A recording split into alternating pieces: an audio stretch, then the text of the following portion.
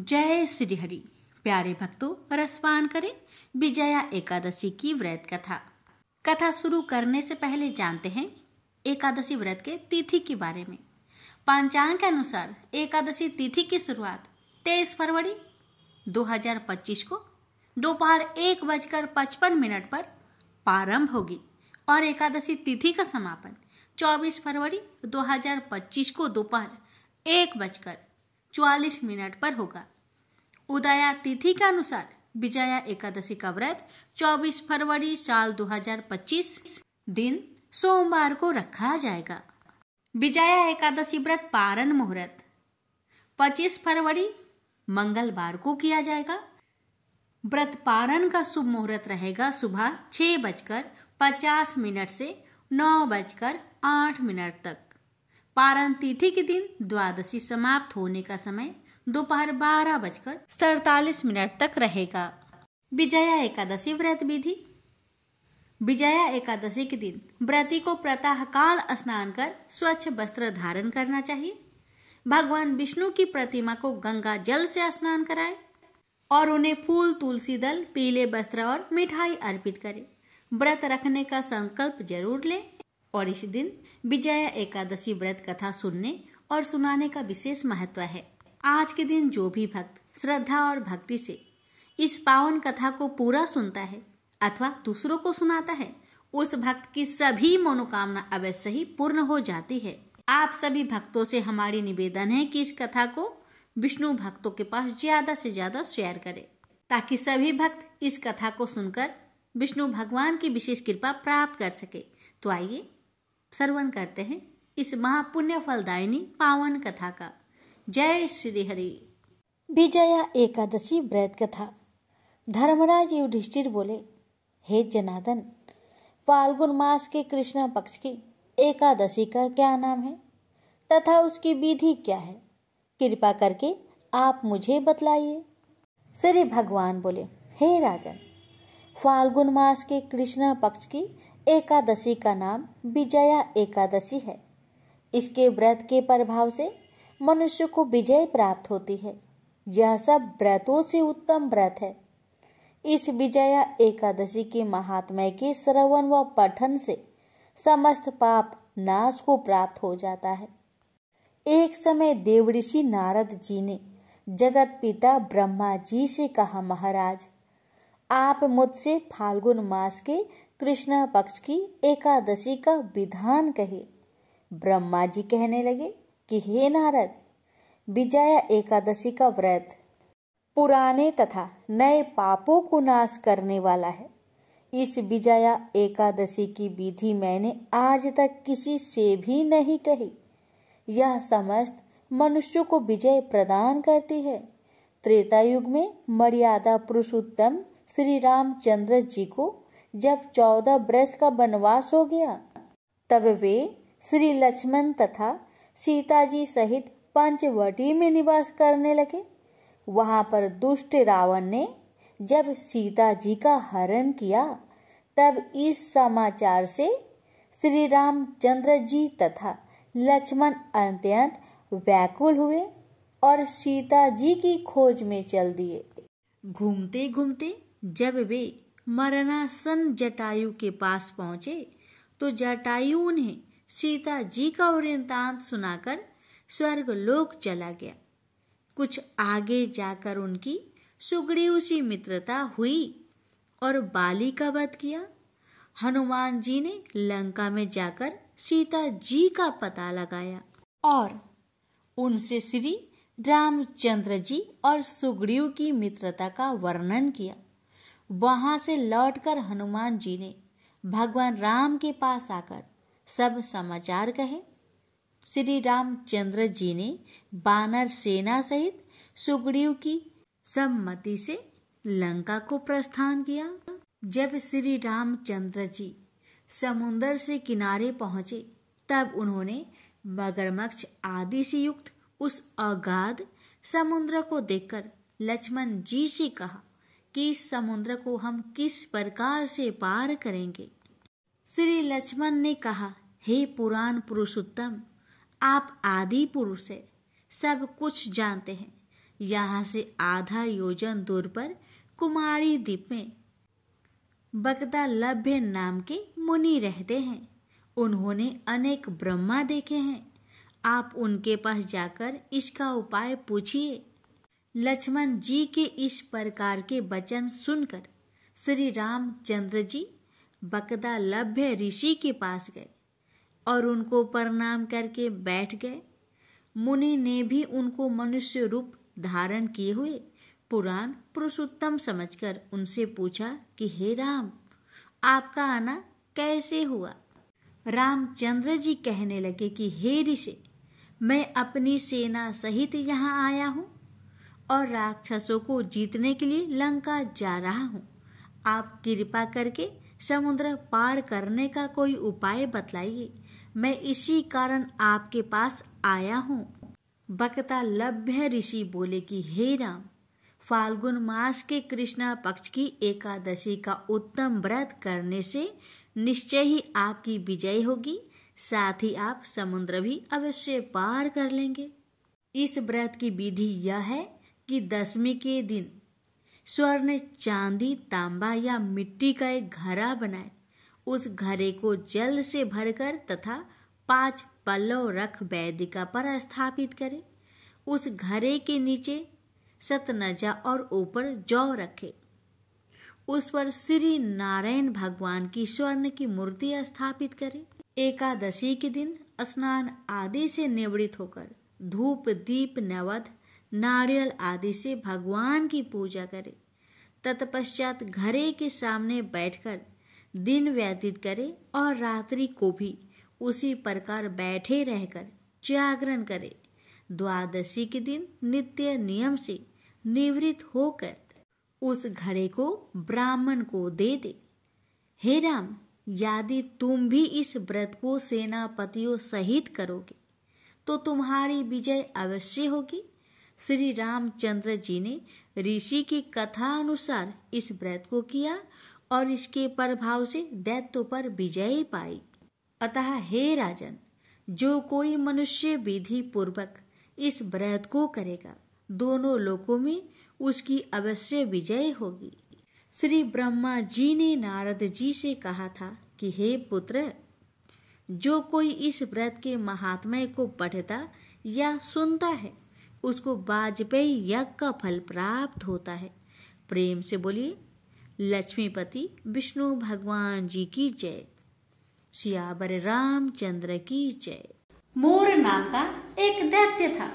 रावण और कंस की तरह वह भी बड़ा आतंक मचाता था। स्वर्ग में देवों सहित सभी को पीड़ा देता था। सब लोग उससे रक्षा मांगकर श्रीमन नारायण की शरण में गए। भगवान ने कहा, मैं उसे संभलाता हूँ, चिंता मत करो। भगवान मोर के साथ युद्ध करने लगे, लेकिन अपनी सारी शारीरिक शक्ति लगाकर भी भगवान कुछ नहीं कर सके। भगवान को युद्ध के मैदान से पलायन करना पड़ा। वे हिमालय की एक गुफा में छिप गए। मोर भी उनका पीछा करते हुए वहां पहुंच गया। भगवान ने ध्यान करना शुरू किया और उनके मन से एक शक्ति उत्पन्न की, उनकी मानसिक शक्ति। इस शक्ति ने बाहर आकर मोर को अपनी तलवार से मार डाला। हम जानते हैं कि शरीर में 10 इंद्रियां हैं, 5 जितेंद्रिया और 5 कर्म इंद्रिया। 11वीं इंद्रिया है मन। संस्कृत में एकादशी का अर्थ है 11। चूंकि यह देवी उनके मन भगवान की 11वीं इंद्रिया से निकली थी, इसलिए भगवान ने उन्हें एकादशी के नाम से पुकारा। एकादशी माता की उत्पत्ति का दिन उनके नाम से ही जाने जाने लगे। माता एकादशी की अंतिम चरण के दौरान उत्पन्न हुई थी, इसे जयंती कहते हैं। और उन्होंने द्वादशी से पहले चरण के दौरान दैत्य को मार डाला था, इसे स्मरणती कहते हैं। भगवान ने घोषणा की कि एकादशी के दौरान देवी की इस महान कार्य के कारण पूरे जगत में कोई भी पाप नहीं रहेगा, लेकिन पाप तो पहले से ही है। जब उसने यह सुना, पाप पुरुष आश्रय की तलाश में इधर उधर भागने लगा। एकादशी के दौरान वह कहाँ रहेगा? वह जहाँ भी गया सभी ने उसे आश्रय देने से इनकार कर दिया। अंत में अन्न भोजन एकादशी के दौरान उसे आश्रय देने के लिए सहमत हुआ। वो एकादशी के दौरान सभी पाप भोजन में आश्रय लेते हैं। जो कोई एकादशी के दौरान भोजन करता है ये पाप उस व्यक्ति में प्रवेश करेंगे और रोग समस्या हानि परेशानी इत्यादि बन जाएगी। एकादशी देवी को विष्णु कन्या भी कहा जाता है क्योंकि वह भगवान की मानस पुत्री है। उनकी मूर्ति पूरी जगन्नाथ मंदिर और द्वारिका धाम में है। भगवान के धर्म की रक्षा के लिए जितने भी अवतार है वे सभी एकादशी के दिन हुए हैं, इसलिए यह इतना पवित्र दिन है। प्रेम से बोलिए लक्ष्मी नारायण की जय, एकादशी माता की जय। राजा अम्बरीश भगवान श्री हरि के परम भक्त थे। वे पृथ्वी के सातों द्वीप अचल संपत्ति और अतुल ऐश्वर्य के शासक होने पर भी इन्हें सबने तुल्य समझते थे, क्योंकि वे जानते थे कि जिस धन वैभव के लोभ में पड़कर मनुष्य घोर नरक में जाता है वह केवल 4 दिन की चांदनी है। राजा अम्बरीश का भगवान श्री कृष्ण में और उनके प्रेमी साधुओं में परम प्रेम था। उन्होंने अपने मन को श्री कृष्ण के चरणों में, वाणी को भगवान के गुणों का गान करने में, हाथों को श्री हरि के मंदिर मार्जन में और अपने कानों को भगवान की मंगलमयी कथा के श्रवण में लगा रखा था। उन्होंने अपने नेत्रों को श्री हरि की विग्रह व मंदिरों के दर्शन में, नासिका को उनके चरण कमलों पर चढ़ी श्रीमती तुलसी की दिव्य गंध में और जीवा को भगवान के प्रति अर्पित नैवेद्य प्रसाद में संलग्न कर दिया था। राजा अम्बरीश के पैर भगवान के क्षेत्र आदि की पैदल यात्रा करने में ही लगे रहते और वे सिर से भगवान श्री कृष्ण के चरण कमलों की वंदना किया करते थे। इस प्रकार उन्होंने अपने सारे कर्म यज्ञ पुरुष इंद्रियातीत भगवान के प्रति उन्हें सर्वोत्तम एवं सर्वरूप समझकर समर्पित कर दिए थे और भागवत भक्त ब्राह्मणों की आज्ञा अनुसार वे इस पृथ्वी का शासक करते थे। उन्होंने बड़ी बड़ी दक्षिणा वाले अनेकों अश्वमेध यज्ञ करके यज्ञाधिपति भगवान की आराधना की थी। उनकी प्रजा महात्माओं के द्वारा गाए हुए भगवान के उत्तम चरित्रों का बहुत सम्मान करती, किसी समय बड़े प्रेम से श्रवण करती और किसी समय उनका गान करती। इस प्रकार उनके राज्य के मनुष्य देवताओं के अत्यंत प्यारे स्वर्ग की भी इच्छा नहीं करते। राजा अम्बरीश की अनन्य प्रेममयी भक्ति से प्रसन्न होकर भगवान ने उनकी रक्षा के लिए सुदर्शन चक्र को नियुक्त कर दिया था, जो विरोधियों को भयभीत करने वाला एवं भगवान भक्तों की रक्षा करने वाला है। एक बार उन्होंने अपनी पत्नी के साथ भगवान श्री कृष्ण की आराधना करने के लिए 1 वर्ष तक द्वादशी प्रधान एकादशी व्रत करने का नियम ग्रहण किया। उन्होंने 3 रात का उपवास किया और एक दिन यमुना जी में स्नान करके भगवान श्री कृष्ण की पूजा की। तत्पश्चात पहले ब्राह्मणों को स्वादिष्ट और अत्यंत गुणकारी भोजन कराकर उन लोगों के घर 60 करोड़ गौएं सुसज्जित करके भेज दी। जब ब्राह्मणों को सब कुछ मिल चुका तब राजा ने उन लोगों से आज्ञा लेकर व्रत का पारण करने की तैयारी की। उसी समय श्राप और वरदान देने में समर्थ स्वयं दुर्वासा जी भी उनके यहाँ अतिथि रूप में पधारे। राजा अम्बरीश उन्हें देखते ही उठकर खड़े हो गए, आसन देकर बैठाया और विविध सामग्रियों से उनके चरणों में प्रणाम करके भोजन के लिए प्रार्थना की। दुर्वासा जी ने राजा अम्बरीश की प्रार्थना स्वीकार कर ली और इसके बाद आवश्यक कर्मों से निवृत्त होने के लिए वे नदी तट पर चले गए। वे ब्रह्मा का ध्यान करते हुए यमुना के पवित्र जल में स्नान करने लगे। इधर द्वादशी केवल घड़ी भर शेष रह गई थी। धर्मज्ञ अम्बरीश ने धर्म संकट में पड़कर ब्राह्मणों के साथ परामर्श किया। उन्होंने कहा, ब्राह्मण देवताओं, ब्राह्मण को बिना भोजन कराए स्वयं खा लेना और द्वादशी रहते पारण न करना दोनों ही दोष है। इसलिए इस समय जैसा करने से मेरी भलाई हो और मुझे पाप न लगे, ऐसा काम करना चाहिए। तब ब्राह्मणों के साथ विचार करके उन्होंने कहा, ब्राह्मणों, श्रुतियों में ऐसा कहा गया है कि जल पी लेना भोजन करना भी है, नहीं भी करना है। इसलिए इस समय केवल जल से पारण किए लेता हूँ। ऐसा निश्चय करके मन ही मन भगवान का चिंतन करते हुए राजश्री अम्बरीश ने जल पी लिया और फिर दुर्वासा जी के आने की राह देखने लगे। दुर्वासा जी आवश्यक कर्मों से निवृत्त होकर यमुना तट से लौट आए। जब राजा ने आगे बढ़कर उनका अभिनंदन किया, तब उन्होंने अनुमान से ही समझ लिया कि राजा ने पारण कर लिया है। उस समय दुर्वासा जी बहुत भूखे थे। वे क्रोध से थर थर कांपने लगे। उन्होंने हाथ जोड़कर खड़े अम्बरीश से डट कर कहा, आओ देखो तो सही, यह कितना क्रूर है। यह धन के मद में मतवाला हो रहा है। भगवान की भक्ति तो इसे छू तक नहीं गई और यह अपने को बड़ा समर्थ मानता है। आज इसने धर्म का उल्लंघन करके बड़ा अन्याय किया है। मैं इसका अतिथि होकर आया हूँ, किंतु फिर भी मुझे खिलाए बिना ही इसने खा लिया। अच्छा देख, तुझे अभी इसका फल चखाता हूँ।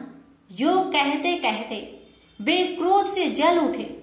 उन्होंने अपनी एक जटा उखाड़ी और उससे अम्बरीश को मार डालने के लिए एक कृत्या राक्षसी उत्पन्न की। वह आग के समान जलती हुई हाथ में तलवार लेकर राजा अम्बरीश पर टूट पड़ी। परम पुरुष परमात्मा ने अपने सेवक की रक्षा के लिए पहले से ही सुदर्शन चक्र को नियुक्त कर रखा था। जैसे आग क्रोध से गुर्राते हुए सांप को भस्म कर देती है, वैसे ही चक्र ने दुर्वासा जी की कृत्या को जलाकर ढेर कर दिया। जब दुर्वासा जी ने देखा कि मेरी बनाई हुई कृत्या तो जल रही है और चक्र मेरी ओर आ रहा है, तब वे भयभीत हो अपने प्राण बचाने के लिए जी छोड़कर एकाएक भाग निकले। जैसे ऊंची ऊंची लपटों वाला दवानल सांप के पीछे दौड़ता है, वैसे ही भगवान का चक्र तो मेरे पीछे लग गया है।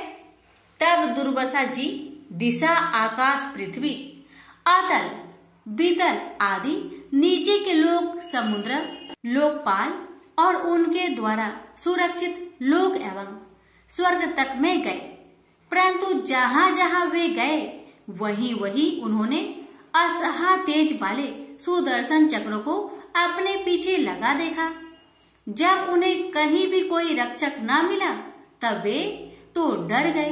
अपने प्राण बचाने के लिए वे देव शिरोमणि ब्रह्मा जी के पास गए और बोले, ब्रह्मा जी, आप स्वयंभू हैं, भगवान के इस तेजोमयी चक्र से मेरी रक्षा कीजिए। ब्रह्मा जी ने कहा, दुर्वासा जी, मैं शंकर जी, दक्ष, भृगु आदि, प्रजापति, भूतेश्वर आदि सब जिनके बनाए नियमों में बंधे हैं तथा जिनकी आज्ञा सिरोधार्य करके हम लोग संसार का हित करते हैं, उनके भक्त के द्रोही को बचाने में हम समर्थ नहीं है। जब ब्रह्मा जी ने इस प्रकार दुर्वासा को निराश कर दिया, तब भगवान के चक्र से संतप्त होकर वे कैलाशवासी भगवान शंकर की शरण में गए। शंकर जी ने कहा, दुर्वासा जी, जिनसे पैदा हुए अनेकों ब्रह्मांडों में हमारे जैसे हजारों चक्र काटते हैं, यह चक्र उन्हीं विश्वेश्वर का शस्त्र है। यह हम लोगों के लिए असह्य है। तुम उन्हीं की शरण में जाओ, वे भगवान ही तुम्हारा मंगल करेंगे। निराश होकर दुर्वासा जी श्री हरि भगवान के परम धाम बैकुंठ की तरफ में भागे। दुर्वासा जी भगवान के चक्र की आग से जल रहे थे। वे भगवान के चरणों में गिर पड़े। उन्होंने कहा, हे अच्युत्य, हे अनंत, आप संतों के एकमात्र इच्छित है। प्रभु, संपूर्ण जगत के जीवन दाता, मैं अपराधी हूँ, आप मेरी रक्षा कीजिए। आपका परम प्रभाव न जानने के कारण ही मैंने आपके प्यारे भक्त का अपराध किया है। प्रभु, आप मुझे बचाइए। श्री भगवान ने कहा, दुर्वासा जी, मैं सर्वथा भक्तों के अधीन हूँ, मुझ में तनिक भी स्वतंत्रता नहीं है। जो भक्त स्त्री, पुत्र, गृह, गुरुजन, प्राण, धन, इहलोक और परलोक सबको छोड़कर केवल मेरी शरण में आ गए हैं, उन्हें छोड़ने का संकल्प भी मैं कैसे कर सकता हूँ। इसमें संदेह नहीं कि ब्राह्मणों के लिए तपस्या और विद्या परम कल्याण के साधन है, परंतु यदि ब्राह्मण उद्दंड और अन्यायी हो जाए तो वे ही दोनों उल्टा फल देने लगते हैं। दुर्वासा जी सुनिए, मैं आपको एक उपाय बताता हूँ जिसका अनिष्ट करने से आपको इस विपत्ति में आना पड़ा है। आप उसी के पास जाइए, उनसे क्षमा मांगिए, तब आपको शांति मिलेगी। सुदर्शन चक्र की ज्वाला से जलते हुए दुर्वासा लौटकर राजा अम्बरीश के पास आए और उन्होंने अत्यंत दुखी होकर राजा के पैर पकड़ लिए। दुर्वासा जी की यह चेष्टा देखकर और उनके चरण पकड़ने से लज्जित होकर राजा अम्बरीश भगवान के चक्र की स्तुति करने लगे। अम्बरीश ने कहा, प्रभु सुदर्शन, आप अग्नि स्वरूप है, भगवान के प्यारे, हजार दांत वाले चक्र देवा, मैं आपको नमस्कार करता हूँ। समस्त अस्त्र शस्त्रों को नष्ट कर देने वाले एवं पृथ्वी के रक्षक, आप इन ब्राह्मण की रक्षा कीजिए। आप कृपा करके हमारे कुल के भाग्योदय के लिए दुर्वासा जी का कल्याण कीजिए। हमारे ऊपर यह आपका महान अनुग्रह होगा। यदि मैंने कुछ भी दान किया हो या किया हो अथवा अपने धर्म का पालन किया हो, यदि हमारे वंश के लोग ब्राह्मणों को ही अपना आराध्य देव समझते रहे हो तो दुर्वासा जी की जलन मिट जाए। भगवान समस्त गुणों के एकमात्र आश्रय स्थल है। यदि मैंने समस्त प्राणियों की आत्मा के रूप में उन्हें देखा हो और वे मुझ पर प्रसन्न हो तो दुर्वासा जी का हृदय की सारी जलन मिट जाए। अब राजा अम्बरीश ने दुर्वासा जी को सब ओर से जलाने वाले भगवान के सुदर्शन चक्र की इस प्रकार स्तुति की। तब उनका प्रार्थना से चक्र शांत हो गया। जब दुर्वासा चक्र की आग से मुक्त हो गए और उनका चित्त स्वस्थ हो गया, तब वे राजा अम्बरीश को अनेकानेक उत्तम आशीर्वाद देते हुए उनकी प्रशंसा करने लगे। दुर्वासा जी ने कहा, धन्य है, आज मैंने भगवान के प्रेमी भक्त का महत्व देखा। राजन, मैंने आपका अपराध किया, फिर भी आप मेरे लिए मंगल कामना ही कर रहे हैं। महाराज अम्बरीश, आपका हृदय करुणा भाव से परिपूर्ण है। आपने मेरे ऊपर महान अनुग्रह किया। अहो, आपने मेरे अपराध भुलाकर मेरी रक्षा की है।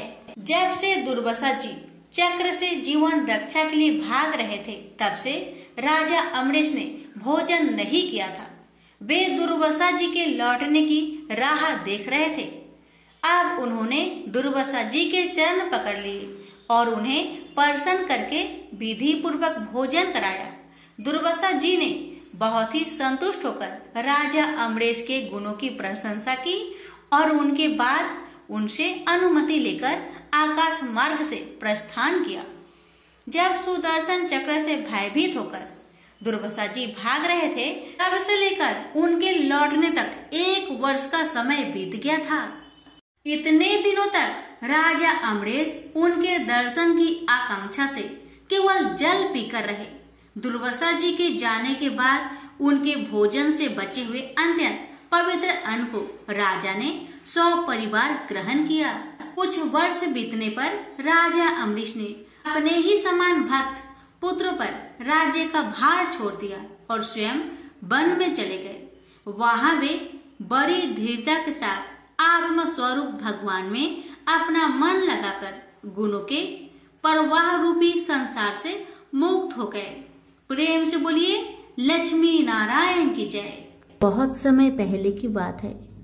एक गांव में एक ननद भाभी रहा करती थी। ननद अभी कंवारी थी।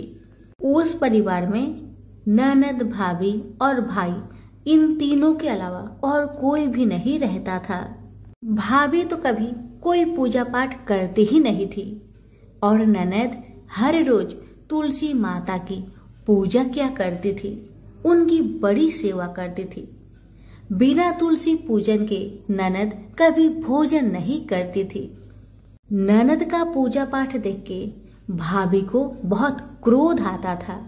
कभी कभी भाभी तो अपनी ननद से ऐसे भी कह देती थी कि जब तुम्हारा विवाह होगा ना तो मैं तुम्हें और बराती को तुलसी ही खाने दूंगी और दहेज में यही दूंगी। इसी तरह समय निकलने लगा, दिन बीतने लगी। अब तो ननद भी बड़ी हो गई थी। भाई ने अपने बहन के लिए एक अच्छा घर और बर ढूंढा। अब तो बहन की शादी पक्की हो गई। बहन की शादी वाले दिन भाभी ने क्या किया, बारातियों के सामने तुलसी का गमला फोड़कर रख दिया। लेकिन ननद की सच्ची भक्ति और श्रद्धा से तुलसी माता बहुत प्रसन्न थी। इसी कारण से तुलसी माता की कृपा से तुलसी का गमला स्वादिष्ट व्यंजन में बदल गया। ये चमत्कार देखकर भाभी बहुत आश्चर्यचकित हो गई। लेकिन फिर भी उसका आदत नहीं गया। उसने फिर क्या किया, अपने ननद को गहने के बदले में तुलसी की मंजरी पहना दी। लेकिन तुलसी माता की कृपा से वह मंजरी भी सोने के आभूषण में बदल गए। ये देखकर भी भाभी बहुत हैरान हुई, मगर फिर भी अपनी करतूत करनी न बंद किया। उसने फिर वस्त्रों के स्थान पर तुलसी का जनेऊ रख दिया। लेकिन तुलसी माता की कृपा से वह तुलसी का जनेऊ रेशमी और सुंदर वस्त्र में बदल गया। ननद की भाभी बहुत पापिन थी, इसलिए तुलसी माता की महिमा को न जान सकी। भाई ने अपने बहन को बड़े प्यार और आदर के साथ विदा किया। बहन ससुराल में गई।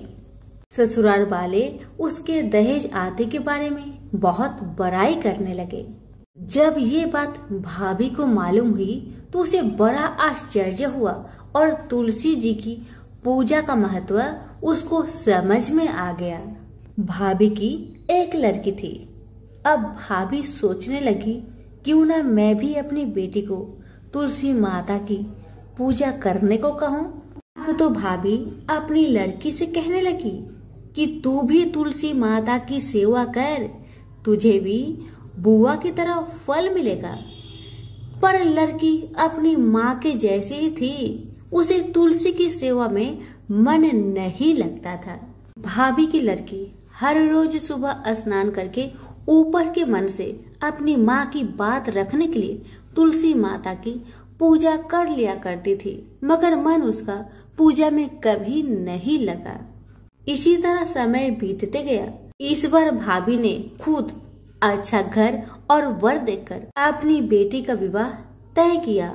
और जब विवाह का समय आया तो भाभी ने सोचा, जैसा व्यवहार मैंने अपनी ननद के साथ किया वैसा ही व्यवहार मैं अपनी बेटी के साथ करूंगी, क्योंकि मैंने जो ननद के साथ व्यवहार किया उसी व्यवहार के कारण ननद को इतनी इज्जत मिली थी। क्यों ना मैं भी अपनी लड़की के साथ वैसा ही व्यवहार करूं। अब जैसे ही बाराती वाले आए, भाभी ने तुलसी जी का गमला को फोड़कर बाराती के सामने रख दिया, परंतु इस बार मिट्टी मिट्टी ही रही। मंजरी व पत्ते भी अपने पूर्व रूप में ही रहे तथा जनेऊ भी जनेऊ ही रहा। सभी बाराती भाभी की बुराई करने लगे। ससुराल में भी लड़की की और उसकी माँ की बहुत बुराई हो रही थी। भाभी को अपनी ननद से बहुत जलन होता था। इस कारण भाभी अपनी ननद को बहुत कम ही घर पर बुलाया करती थी। पर भाई अपने बहन को बहुत मानता था। भाई ने एक दिन सोचा, बहन की शादी किए हुए बहुत साल हो गए, क्यों ना मैं अपने बहन से मिलकर आऊं, उसके ससुराल जाऊं। अब भाई ने अपनी इच्छा अपनी पत्नी को बताया। पत्नी से कहा, कुछ सौगात ले जाने के लिए कुछ दो। बहन का घर जाऊंगा, खाली हाथ कैसे जाऊं? कुछ हो तो मुझे दो। भाभी ने क्या किया, गुस्से से जुआर एक थैले में भरकर कहा, लो इसी को लो और अपनी बहन के घर ले जाओ। मेरे पास और कुछ नहीं है, यही है, इसी को ले जाओ। बेचारा पति दुखी मन से चल दिया वही जुआर भरे थैले को लेकर, और मन ही मन में सोचते जा रहा था, भला कोई भाई अपने बहन के ससुराल में जुआर ले जाता है? यही सोचते सोचते भाई बहन के ससुराल की तरफ जा रहा था। उसने सोचा, ये जुआर बहन के ससुराल ले जाऊंगा तो लोग क्या कहेंगे, क्यों ना मैं इसे गाय को खिला दूं। भाई जब बहन के नगर के समीप पहुंचा और उसने एक गौशाला में गाय के सामने जुआर का थैला उलट दिया। जुआर को उलटता देखकर तब गौपालक ने कहा, ए भाई, तुम ये क्या कर रहे हो? सोना मोती गाय के आगे क्यों डाल रहे हो? भाई ने जब नीचे देखा तो सचमुच हीरे मोती सोना चांदी जगमगा रहे थे। भाई ने तुलसी माता के चमत्कार को जान लिया और जोर जोर से तुलसी माता की जयकारा लगाने लगा और सारी कहानी उस गौपालक को बताया। सोना चांदी हीरा मोती थैले में भरकर बहुत प्रसन्न मन से अपने बहन के घर गया। बहन भाई को देखकर बहुत प्रसन्न हुई और अपनी भाई की बहुत आवभगत की। भाई ने अपनी बहन की सास ससुर से आज्ञा लेकर अपनी बहन को घर लेकर आया और रास्ते में सारी कहानी बताते आ रहा था कि कैसे भाभी ने ज्वार भरकर थैले में दिए थे और तुलसी माता की कृपा से कैसे ये ज्वार हीरे मोती सोने चांदी में बदल गए। भाई को तुलसी माता का महिमा पता चल गया था। अब भाई और बहन घर आकर अपनी भाभी को सारी कहानी बताते हैं और तुलसी माता की महत्व को समझाते हैं और पूजन करने का फल उसे भी बताते हैं। अब तो भाई और भाभी और उसकी बेटी तीनों जन मिलकर हर दिन तुलसी माता का पूजन किया करते थे और तुलसी माता भी उनके पूजन से प्रसन्न होकर उनके घर में अन्य धन के भंडार भर दिए और भाभी की बेटी को भी अच्छा घर और वर मिला।